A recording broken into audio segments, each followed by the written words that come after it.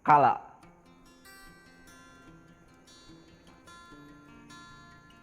Ribuan orang memadati sebuah gedung pertemuan untuk menyimak konferensi yang diselenggarakan oleh perusahaan prediksi.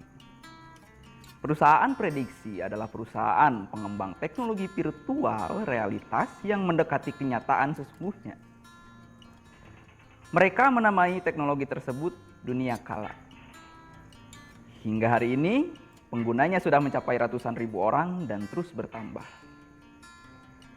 Di dunia nyata yang kian karut-marut, dunia kala serupa pelarian yang tepat dan paling menyenangkan. Kita bisa berada di berbagai tempat yang selama ini hanya kita impikan, dengan wujud fisik yang paling kita dambakan. Dan yang lebih menyenangkan atau menyeramkan tergantung dari sudut pandang mana kau melihatnya. Sensasi yang para pengguna rasakan ketika masuk ke dunia kala benar-benar seperti nyata. Pukulan, cubitan, rangsangan seksual, semuanya begitu real. Di antara ribuan undangan, duduk seorang lelaki yang tidak terpengaruh oleh teriakan para penggemar. Para penggemar dunia kala di sekelilingnya yang begitu antusias akan perkembangan-perkembangan baru yang akan diumumkan hari ini. Bagi lelaki itu, acara ini sepatutnya menjadi ajang pembuktian untuk dunia kala. Ia termasuk golongan minoritas yang merasa kehadiran dunia kala malah kian menjadikan manusia asosial. Beberapa ratus orang yang berpikiran sama dengan lelaki itu sedari dulu sudah mengajukan protes pada pemerintah agar proyek dunia kala tidak lagi diberi izin. Namun faktanya, perusahaan prediksi berkontribusi besar untuk ekonomi negara. Banyak pejabat yang juga memiliki akun di dunia kala. Protes kaum minoritas yang mementingkan kemanusiaan dibandingkan uang mana didengar. Tapi meski skeptis, lelaki itu merupakan pemberi kesempatan. Ia ingin mendengar secara langsung apakah pembelaan para developer teknologi itu berbobot atau tidak. Lelaki itu berusaha menyimak dengan seksama. Sesekali ia catat penjelasan sang developer di sepotong kaca berukuran telapak tangan. Kaca itu menampilkan huruf-huruf setiap kali ia menulis dengan pena digitalnya. Beberapa meter di sebelahnya, duduk seorang gadis bertubuh mungil, berambut sebahu. Gadis itu beberapa kali mencuri pandang ke arah lelaki itu. Celingukan dari balik kepala-kepala yang berjajar di sebelahnya. Acara konferensi akhirnya selesai, meninggalkan lelaki itu pertanyaan yang lebih besar. Jawaban-jawaban yang digelontorkan para developer teknologi virtual realitas membuatnya kian penasaran. Demi menjawab rasa penasaran itu, kemungkinannya ia akan mencoba langsung dunia kala.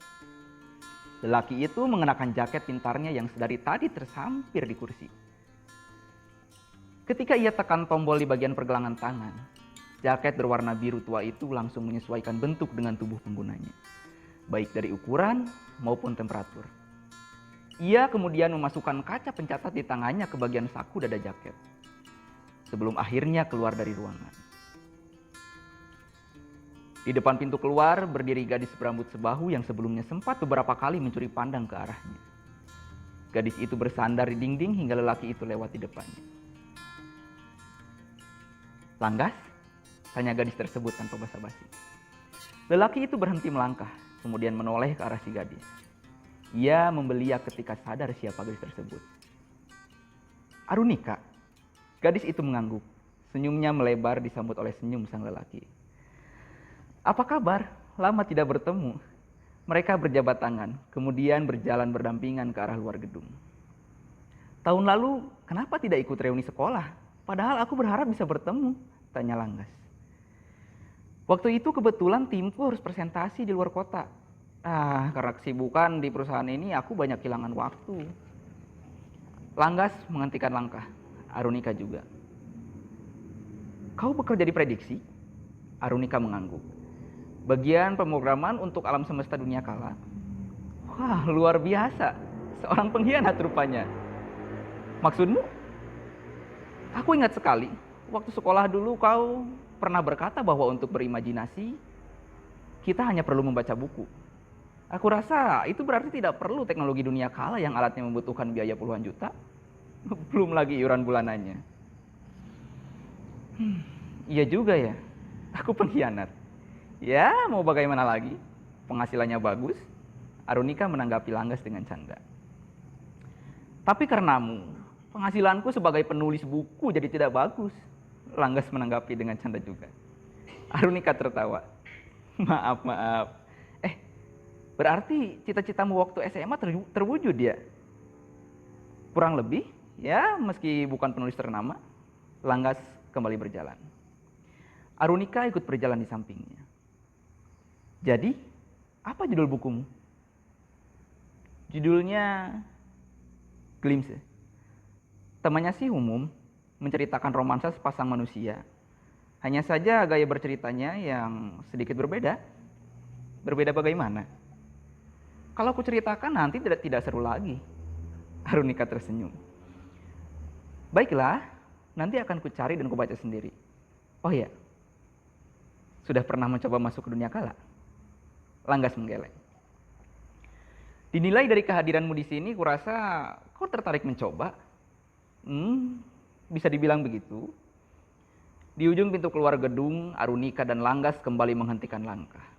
Orang-orang berlalu melewati mereka. Arunika mengeluarkan kartu namanya.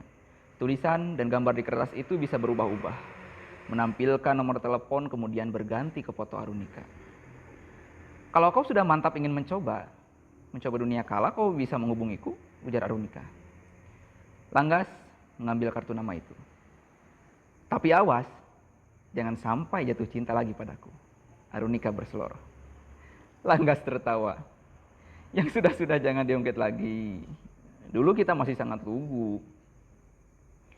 Dicari-cari, aku kira kemana? Ternyata lagi pacaran, ujar seorang perempuan yang datang menghampiri Arunika. Langgas berusaha menjelaskan. Bercanda, saya Mas Ayu, teman kerja Arunika. Langgas dan gadis itu berjabatan. Ika, kalau sudah beres ngobrolnya nanti ketemu Pak Sugih ya, ada perlu katanya. Oh, sudah kok. Terima kasih obrolannya. Nanti aku tanya-tanya lagi soal dunia kala. Terang Langgas. Arunika mengangguk seraya tersenyum. Mereka berpisah di depan gedung. Langgas naik ke mobil yang membawanya langsung menuju jalan raya. Berjejal dengan mobil layang lainnya, Arunika kembali ke dalam ruang pertemuan, ditemani rekan kerjanya. Mereka kembali kepada kehidupan masing-masing. Esoknya, Langgas menghubungi Arunika. Awalnya sebatas bertanya lebih jauh perihal dunia kala. Lama-lama, obrolan menyenangkan yang penuh nostalgia terjadi di antara mereka. Ya, betapa tidak. Langgas dan Arunika adalah sepasang kekasih pada zaman mereka sekolah dulu. Kemana-mana selalu bersama. Di sekolah, Langgas dan Arunika terkenal sebagai pasangan berprestasi. Arunika di bidang sains dan Langgas di bidang sastra. Namun, seperti cinta monyet lainnya, hubungan mereka mesti kandas ketika dihadapkan dengan long distance relationship. Arunika pindah ke kota lain untuk melanjutkan pendidikan. Langgas berusaha setia, sementara sang kekasih jatuh cinta dengan teman kuliah. Arunika berpikir, daripada selingkuh, lebih baik mengakhiri baik-baik. Dan itulah yang terjadi. Meski tentu saja Langgas pernah tidak terima dan patah hati sejadi-jadinya. Setelahnya, Arunika dan Langgas menjalani hidup mereka masing-masing. Langgas menjadi penulis dan Arunika menjadi programmer di perusahaan prediksi. 10 tahun berlalu, ketidaksengajaan mempertemukan mereka. Ada kehangatan baru yang tumbuh, bukan lagi cinta anak remaja. Mereka menjelma menjadi rekan diskusi yang menyenangkan. Cara Arunika membahas pekerjaannya juga membuat sisi lain perihal prediksi yang selama ini luput Langgas lihat. Sisi yang lebih manusiawi. Suatu hari, Langgas memantapkan diri untuk mencoba masuk ke dunia kala. Ia bertanya apa saja tata caranya. Arunika menyambutnya dengan gembira. Gadis itu bahkan bersedia menemani proses pemasangan chip di tengkuk Langgas di salah satu gerai prediksi yang terletak tidak jauh dari pusat kota. Chip tersebut bertugas sebagai penghubung otak manusia ke dunia kala. Pemasangannya sebentar dan tidak menyakitkan, jauh dari perkiraan Langgas. Setelahnya, seorang petugas gerai memberi Langgas helm perak dan memintanya untuk men-setting dunia kala. Langgas gugup dan bingung, tapi Arunika yang berada di sebelahnya berkata bahwa semua akan baik-baik saja. Proses kalibrasi pun dimulai. Langgas terbangun di ruang hampa. Gelap, benar-benar gelap. Perlahan ia bisa melihat telapak tangannya. Kemudian dunia gelap itu seketika berubah menjadi ruang putih. Menyilaukan. Ia merasa sensasi aneh yang sangat menyenangkan. Dirinya bisa terbang ke sana kemari, hingga akhirnya berdiri di hadapan seorang perempuan berambut sebahu berseragam. Bak pramugari bertuliskan prediksi di dadanya. Perempuan itu memberikan instruksi kepada Langgas untuk melakukan gerakan-gerakan sederhana. Menggerakkan tangan, kaki, leher, dan sebagainya. Setelahnya, proses kalibrasi dinyatakan sukses dan Langgas kembali berada di gerai dengan Arunika. Dan sang petugas berdiri di hadapannya. Langgas telah siap bertualang. Pada malam minggu yang ramai, sebuah mobil Corolla DX berhenti di tempat parkir gedung teater. Langgas mematikan mesin yang lumayan bising. Arunika keluar dari mobil.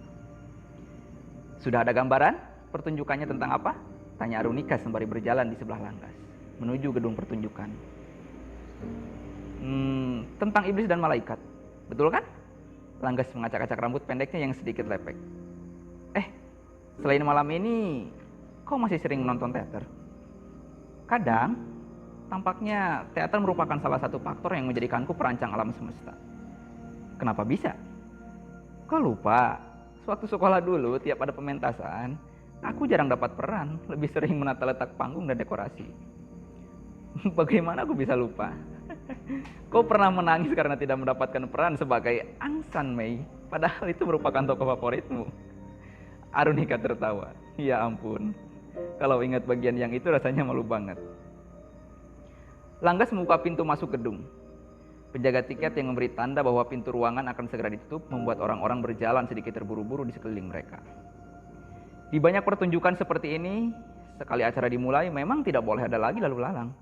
Langgas dan Arunika turut mempercepat langkah, membeli tiket lalu masuk ke dalam ruangan. Pertunjukan teater yang mereka tonton mengisahkan tentang iblis dan malaikat yang berbincang di sebuah halte bus. Sorot lampu terfokus ke arah panggung, menampilkan aktor dan aktris yang piawai mempertontonkan bakat aktingnya. Klip-klip alunan warna terpadu dengan sejurus dua jurus kalimat yang mempertanyakan fungsi dari media sosial. Beberapa kali audiensi tertawa oleh komedi gelap yang dibawakan secara natural oleh para pelakon. Meski terkadang berlebihan, Langgas dan Arunika benar-benar menikmati pertunjukan tersebut. Pertunjukan pun selesai dengan tepuk tangan meriah dari para penonton.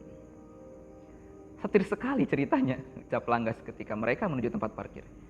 Iya, dan aku suka banget penjabarannya.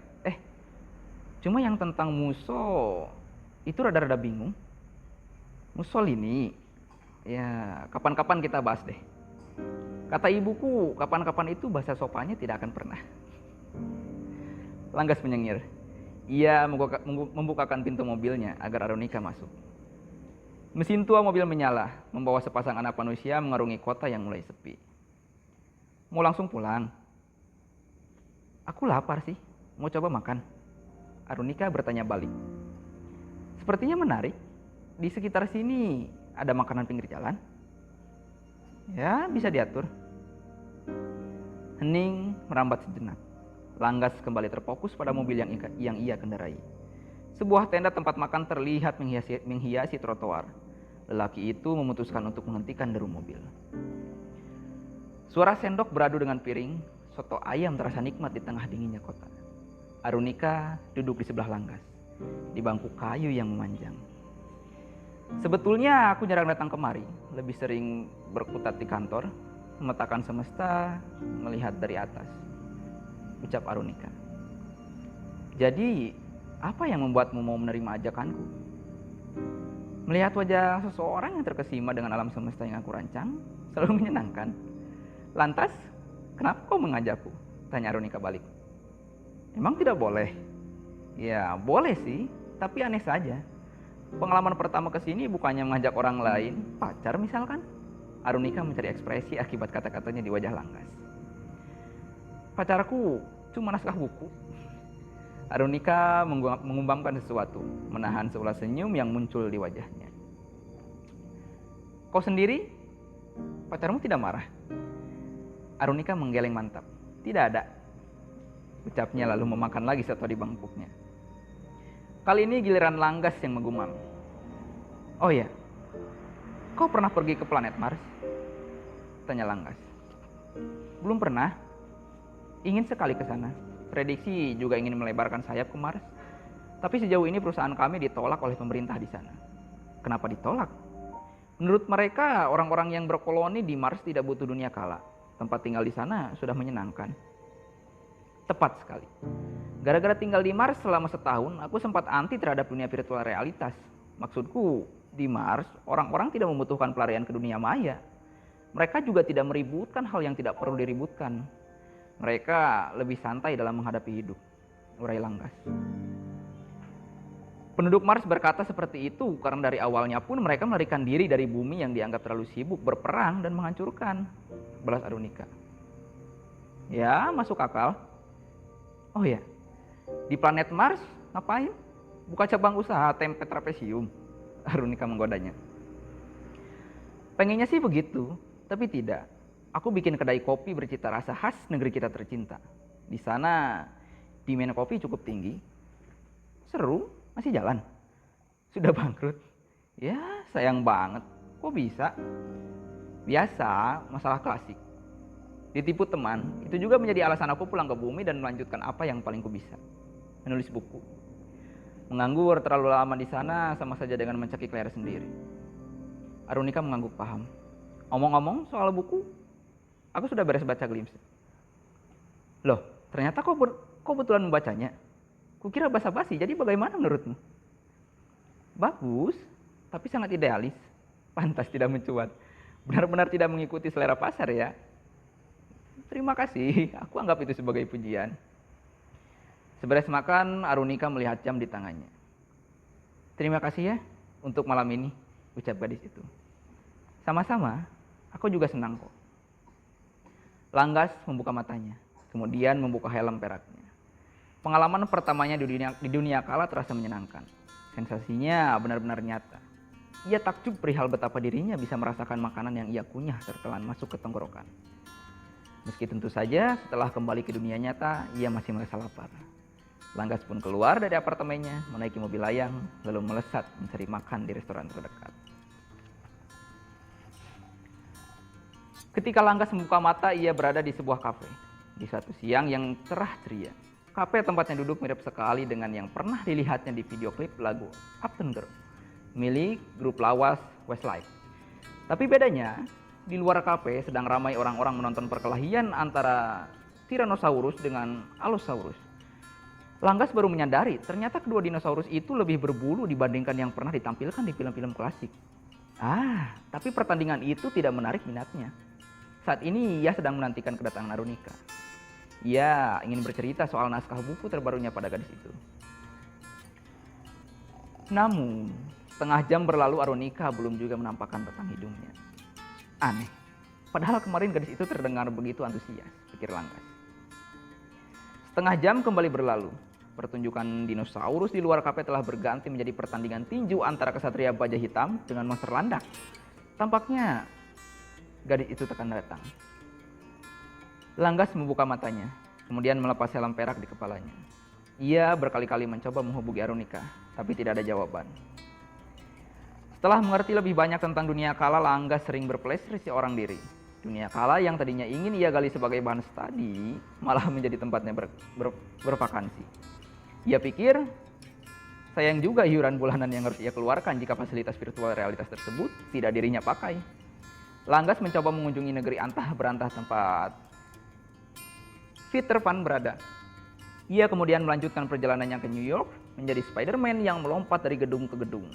Puas dengan New York, Langgas menjelma Kapten Jack Sparrow dan mencari harta karun di samudera nan luas. Ia pindah dari satu semesta ke semesta lainnya. Di dunia kala, ia juga bertemu dengan banyak orang baru. Yang tidak jarang juga, orang-orang tersebut kemudian menjadi temannya minum kopi di dunia nyata. Tapi, bagi Langgas, dunia kala mudah berubah menjadi membosankan tanpa kehadiran Arunika. Esensinya benar-benar berbeda jika dibandingkan dengan tawa yang tercipta ketika mereka berbincang di tenda makan pinggir jalan. Kemana gadis itu? Langgas masih mencoba menghubungi Arunika beberapa kali, namun sia-sia. Chatnya tak berbalas. Hingga 1 bulan berlalu, meski tanpa gadis itu, Langgas tetap memperpanjang masa aktif dunia kala. Lagi pula, mengisi tokennya cukup mudah. Hanya perlu mentransfer pulsa melalui kaca pencatat, dan masa pakai dunia kala pun otomatis diperpanjang. Di dalam hatinya, Langgas masih berharap agar Arunika kembali menemaninya di dunia kala. Suatu sore, harapannya terwujud. Arunika akhirnya menelpon Langgas. Ia meminta maaf karena tidak berkabar selama sebulan terakhir. Ada satu dan lain hal yang tidak bisa ia ceritakan. Intinya, Arunika merasa tidak enak karena waktu itu sudah membatalkan janji secara sepihak. Ia ingin menggantinya dengan menunjukkan teknologi baru di dunia kala. Sebuah teknologi yang masih dalam tahap pengembangan dan belum tersebar. Langgas setuju bertemu. Tentu saja, alasan utamanya bukan teknologi tersebut, melainkan Arunika itu sendiri. Akhirnya, ia bisa kembali melihat sang gadis. Langgas membuka matanya. Ia melayang. Di sekelilingnya terhampar antariksa. Lelaki itu merasa takjub. Ini adalah tempat favoritku, kata Arunika yang tahu-tahu ada di belakang Langgas. Sama-sama melayang. Kopi atau teh? Tanya gadis itu. Teh boleh, jawab Langgas. Sebuah cangkir berisi teh tiba-tiba muncul di tangan Langgas. Lelaki itu menyesapnya. Enak. Lihat ke arah kanan, sebentar lagi akan terjadi supernova, ujar Arunika. Benar saja, beberapa detik kemudian terjadi ledakan bintang yang membuat antariksa yang tadinya gelap tiba-tiba bercahaya sangat terang. Cahaya putih itu lalu menyerap benda-benda di sekelilingnya. Kemudian dengan sangat cepat cahaya tersebut berubah menjadi kecil dan redup. Menakutkan sekaligus menakjubkan. Langgas terkagum-kagum. Salah satu hak istimewa pegawai prediksi adalah bertindak di luar hukum yang diterapkan di dunia kala. Misalnya memunculkan secangkir teh di tanganmu seperti barusan. Atau membuat kita tiba-tiba berada di sebuah taman tanpa perlu repot-repot mengaturnya terlebih dahulu. Langgas dan Arunika mendadak duduk di sebuah taman. Disiram mentari yang hangat, Langgas kembali menyesap teh di tangannya. Mengesankan. Itu bukan pertunjukan utamanya. Ingat teknologi yang sempat kubicarakan. Langgas mengangguk. Baiklah, kau masih mau bercerita soal naskahmu? Tentu, kalau kau bersedia mendengar. Tapi bagaimana dengan teknologi yang mau kau tunjukkan? Arunika tersenyum. Coba cerita dulu. Tapi curahkan imajinasi dan bayanganmu tentang cerita tersebut. Langgas meletakkan cangkirnya di atas rumput. Cangkir itu menghilang. Ia menahan rasa takjubnya dan mulai bercerita. Ketika ia sedang mendeskripsikan tokoh di dalam naskahnya, tiba-tiba di depannya menjelma orang berukuran mini yang sesuai dengan deskripsi tersebut. Besarnya hanya sekitar 1 jengkal, serupa hologram yang melayang-layang di antara dirinya dan Arunika. Langgas menghentikan ceritanya sejenak. Ia bingung dengan apa yang sedang terjadi. Teruskan, ujar Arunika kemudian sedikit menjauh dari Langgas. Meskipun belum sepenuhnya mengerti, Langgas melanjutkan penjelasan tentang naskahnya. Cerita Langgas kemudian terproyeksi menjadi wujud nyata di hadapan mereka berdua. Seperti film 3 dimensi, semua yang Langgas ucapkan termasuk penggambarannya soal ruang dan tempat terwujud secara presisi. Lelaki itu menjadi semakin semangat bercerita. Hingga 1 jam berlalu ketika mencapai bagian klimaks, Langgas berhenti. Loh, kok berhenti? Tanya Arunika yang sedang menikmati alur cerita Langgas. Aku masih belum menentukan bagaimana menamatkannya. Seluruh proyeksi menghilang. Omong-omong, teknologi barusan sangat mengesankan. Luar biasa. Ini masih dalam tahap pengembangan. Tapi kami optimis teknologi tersebut akan diterima pengguna dunia kala dengan baik. Toh kita tahu, cepat atau lambat teknologi semacam ini bisa diwujudkan. Nah, tentang tulisanmu, menurutku terasa lebih gelap dibandingkan bukumu sebelumnya. Terkesan pesimis.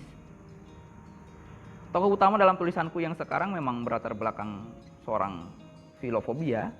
Di saat yang sama, ia mengidap bipolar juga. Arunika mengangguk-angguk. Terlepas dari betapa gelapnya alur yang kau tuturkan, menurutku ceritamu yang ini lebih berkarakter. Alurnya juga enak, tinggal akhir ceritanya yang masih membuat penasaran. Terima kasih.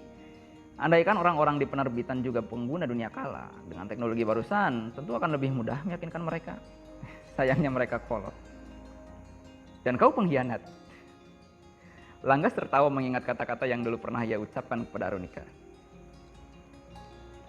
Sepuas bercengkrama di taman, mereka pergi dengan menggunakan sepeda motor. Di dunia nyata, Langgas tidak pernah merasakan naik sepeda motor. Makanya untuk bisa mengendarai Triumph Bonneville T100 yang selama ini hanya bisa dilihatnya di museum, merupakan sebuah kegembiraan teramat sangat. Langgas, ya? Langgas memandang wajah Arunika dari kaca spion. Arunika menunduk. Jangan sampai jatuh cinta lagi padaku. Raut wajah Langgas berubah. Kegembiraannya menaiki T100 menghilang begitu saja. Keadaannya sudah tidak sesederhana dulu. Langgas masih terdiam. Aku takut kita tidak akan bisa lagi menjadi seperti ini. Lanjut gadis itu. Menjadi apa? Teman diskusi yang menyenangkan. Langgas tertawa. Siapa juga yang bakalan jatuh cinta denganmu? Memangnya kau pikir aku masih orang yang sama seperti waktu SMA dulu? Kau terlalu percaya diri, selorohnya. Arunika tersenyum. Sepeda motor dipacu lebih kencang, melintasi kota impian. Tapi, apakah hati bisa diatur? Tanya Langgas dalam benak. Alderaan sedang cerah-cerahnya ketika Langgas dan Arunika kembali bertemu. Arunika memilih untuk bertemu dengan Langgas di tempat tersebut karena kesukaan mereka pada film klasik berjudul Star Wars. Semasa remaja dulu, bagi Langgas sendiri, Alderaan sepertinya tempat yang tepat untuk mengumumkan kabar gembira pada sang gadis. Mereka berjalan ke balkon istana jauh di depan sana. Gunung es membumbung dikelilingi oleh hamparan hutan hijau. Tangan kosong Arunika tiba-tiba mengeluarkan wadah makanan. Apa itu? Tanya Langgas. Aku bikin puding. Kau bisa bikin puding di dunia kala? Arunika tertawa. Aku membuatnya dengan kumpulan kode binari. Jadi anggap saja bisa. Mereka duduk di ujung balkon. Arunika memberikan wadah makanannya kepada Langgas. Aku coba ya. Arunika mengangguk. Wah, enak. Ujar Langgas masih mengunyah. Syukurlah, aku sempat takut fly-nya terlalu manis. Selangkali terlalu manis, tanda Langgas. Selain itu apa? Langgas mengerti kalau Arunika tidak mengerti. Tidak jadi, katanya. Jadi apa yang mau diumumkan? Langgas tersenyum lebar.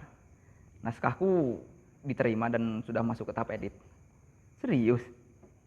Selamat, akhirnya buku baru. Terima kasih, dukungan juga optimismu waktu itu. Ya, sama-sama Langgas. Arunika kemudian memandangi gunung es yang terhampar megah nun jauh di sana.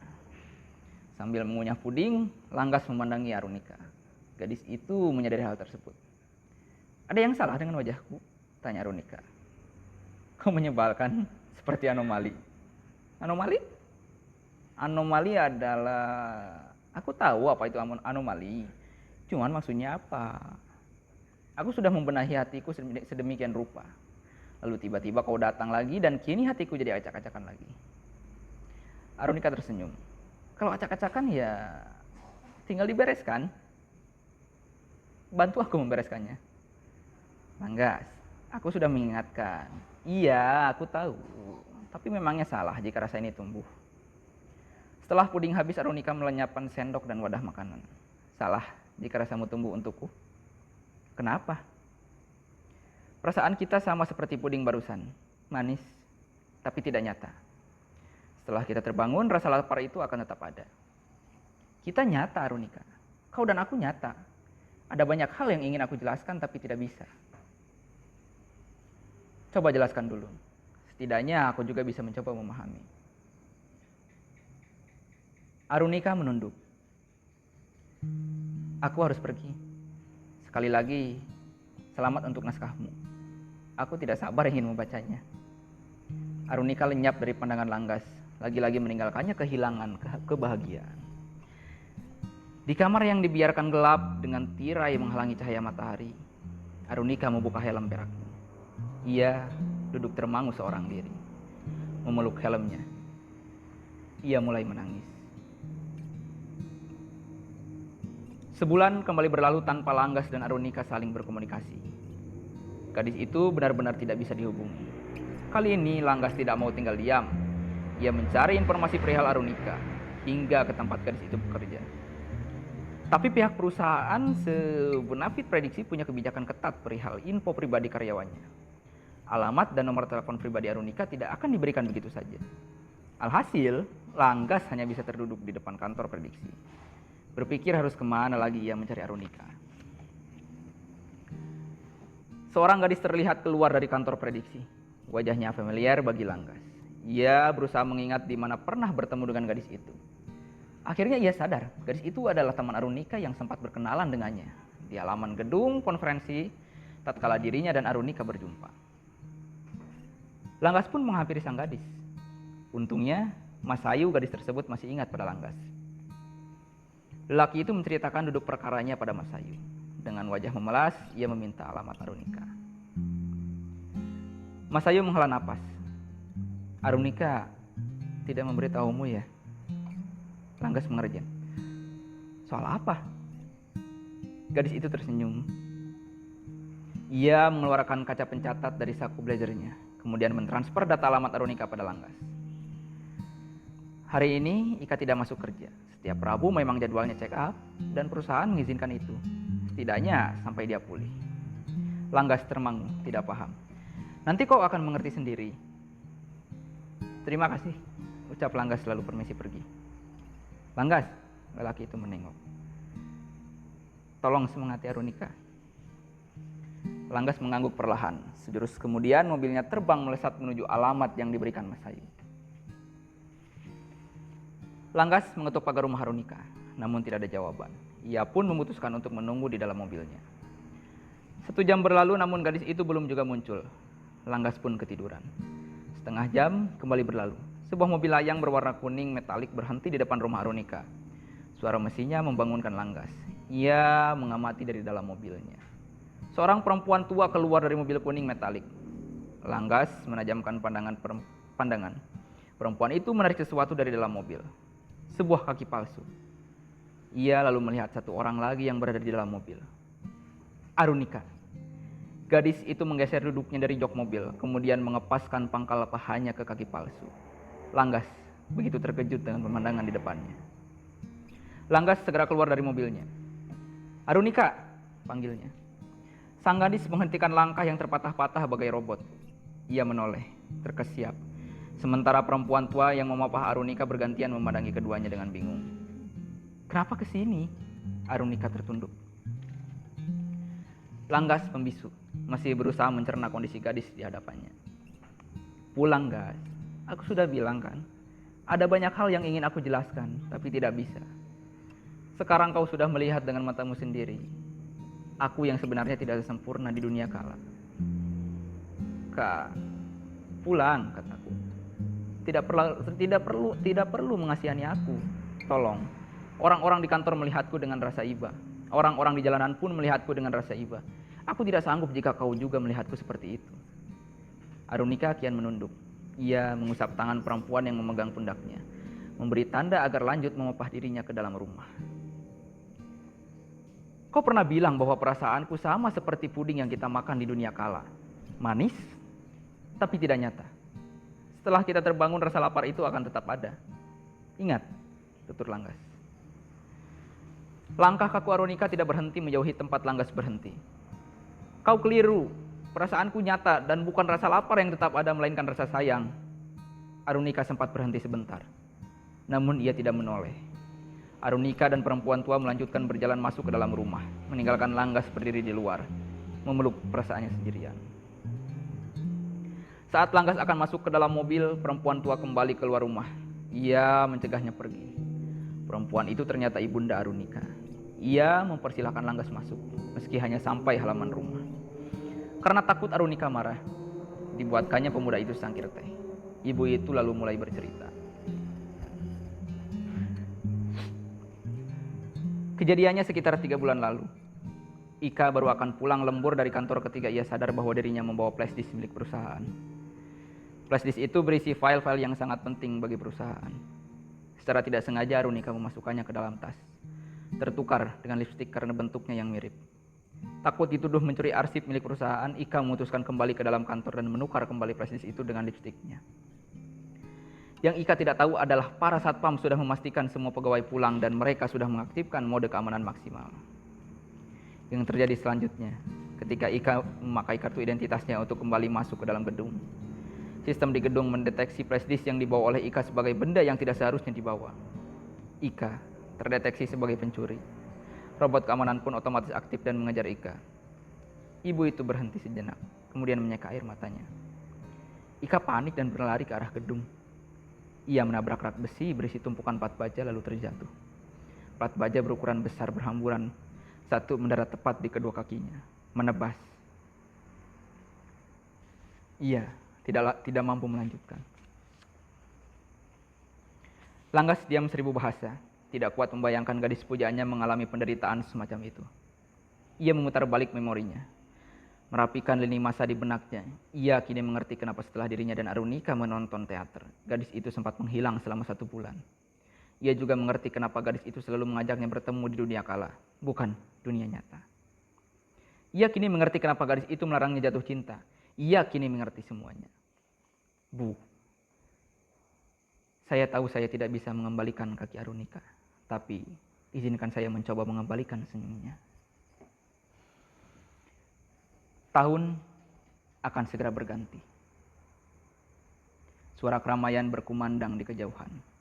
Berbarengan dengan jalanan kota yang mulai macet, mentari terakhir telah terbenam, membawa harapan-harapan lama yang tidak sempat terwujud.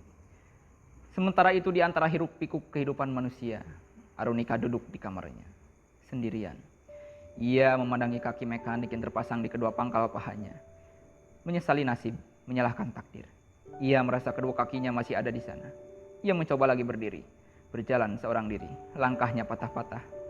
Ia kembali duduk di kursi. Arunika tidak tahan dengan keadaannya. Ia memasang helmnya lalu lari dari dunia tempatnya berada. Arunika tiba di antariksa, melayang di antara gemintang, sunyi, sepi, sendiri. Ia menyukainya. Dilihatnya kedua kakinya yang kembali ada di tempat yang seharusnya. Bolehkah aku selamanya di dunia kala saja? Tanya benaknya. Arunika terdiam, mencoba menikmati waktu bergulir. Di tengah kehampaan ia mendengar suara. Sudah kuduga kau akan ada di sini. Arunika menoleh ke belakang. Ia terkejut. Langgas? Kau ada di sini? Menemanimu? Tentu saja. Arunika menggeleng. Ia memalingkan wajahnya dari sang lelaki. Langgas melayang mendekatinya. Dari semua semesta yang kau rancang, aku percaya kau mendesain satu semesta yang menyerupai sekolah kita. Betul? Arunika tidak menjawab. Bisa bawa aku ke sana? Tiba-tiba mereka sudah terduduk di dalam kelas. Suasananya benar-benar sama dengan sekolah mereka 10 tahun lalu. Berada di dalam kelas, berdua dengan Langgas, membuat hati gadis itu dipenuhi nostalgia. Tebakanku benar, kini aku yakin kau tidak pernah melupakan kisah kita semasa sekolah. Kita pernah seindah ini. Lalu kenapa kita mesti serumit ini? Padahal dulu kita teramat tunggu. Tidak perlu memikirkan atribut yang mengiringi. Kita bisa jatuh hati begitu saja. Semakin dewasa semakin banyak asumsi dan prediksi itu di kepala kita. Kita lupa bahwa dulu cinta sesederhana itu. Arunika menunduk. Langgas melanjutkan kalimatnya. Seburuk itukah aku di matamu sampai kau tidak memberiku kesempatan untuk berpikir, untuk memilih? Gadis itu akhirnya menatap Langgas. Bukan begitu. Aku tidak mau seumur hidup merepotkanmu. Aku yang dulu kau kejar kini dengan apa aku harus berlari? Aku tidak mau kau kasihani.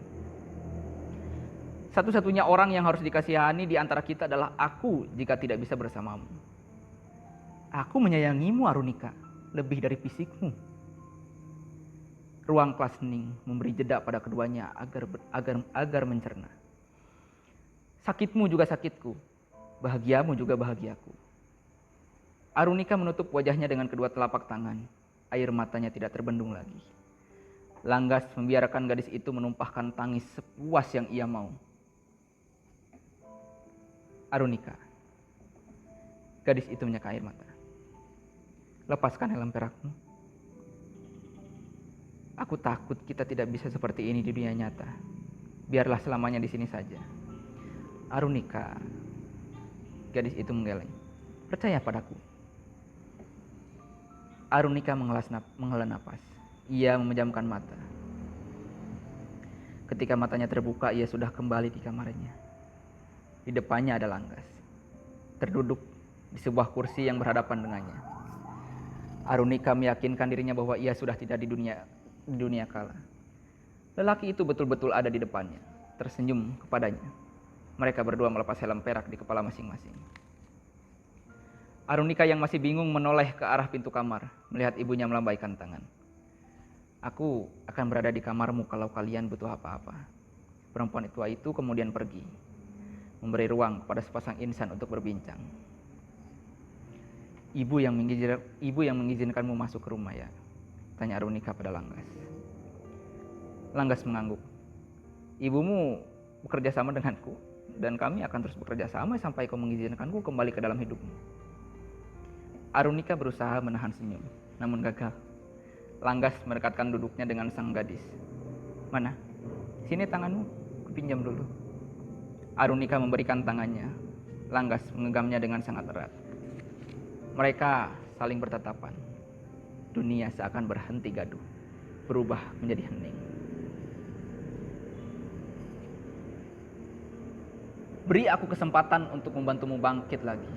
Bukan karena iba, tapi karena peduli. Membuatmu tersenyum lagi. Bukan karena kasihan, tapi karena rasa sayang. Menemani hari-harimu. Bukan karena aku takut kau kenapa-napa, tapi karena aku takut aku yang kenapa-kenapa tanpamu. Arunika tidak mampu berkata-kata. Ia memeluk Langgas erat. Tepat pada pukul 12 malam, suara dentuman terdengar dari luar rumah, disertai sorak-sorai. Langgas memapah gadisnya ke halaman. Mereka berdua menatap langit yang meriah dengan kembang api. Tidak ada supernova di angkasa. Tapi mereka berdua tahu, malam ini lebih indah dibandingkan waktu yang pernah mereka habiskan di dunia kala. Tangan mereka bergenggaman di dunia nyata, dengan perasaan yang jauh lebih nyata. Sekian karya Firsya Besari.